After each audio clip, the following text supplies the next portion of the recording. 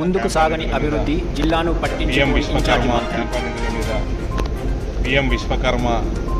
PM విశ్వకర్మలో కూడా మనకు సుమారు 23,500 అప్లికేషన్లు వస్తే స్టేజ్ 2కి 18,000, స్టేజ్ 3కి 16,000 ఫార్వర్డ్ అయినా మళ్ళా 5,290 మంది క్లియర్ అయినరు. దాన్ని కూడా స్పీడప్ చేయాల్సిందిగా మేము నిర్ణయం తీసుకోవడం జరిగింది. దానికి తగ్గట్టుగా కమ్యూనికేషన్ కూడా ఫాస్ట్గా చేయాలని కలెక్టర్ గారు కూడా కోరడం జరిగింది.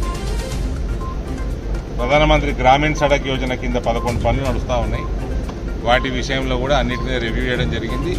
కొంత టోటల్గా ఒక ఫైనల్ ఏ ప్రణాళికతో ముందుకు పోతారో, ఎప్పుడు కంప్లీట్ చేస్తారో ఆఫీసర్లను కూడా తొందరగా నాకు ఒక రిపోర్ట్ తయారు చేసి ఇవ్వమని చెప్పడం జరిగింది.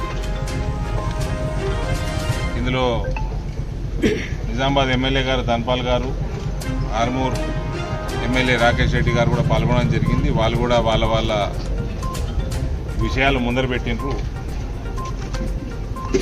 ఒకటే, దయచేసి ఇంతకుముందున్న ప్రభుత్వం లెక్క మీ నిధులు మా నిధులు ఎవరి నిధులైనా సరే ఆ నిధులు ఏ పని కోసం వచ్చినాయో దాని మీద ఫాస్ట్గా పనిచేయించే బాధ్యత మీది మాది ఇద్దరిది. అది నేను పెద్దలు గౌరవనీయులు సుదర్శన్ రెడ్డి గారు చెప్తా ఉన్నాను. అందరు కాంగ్రెస్ వాళ్ళు కూడా సహకారం చేయాలి.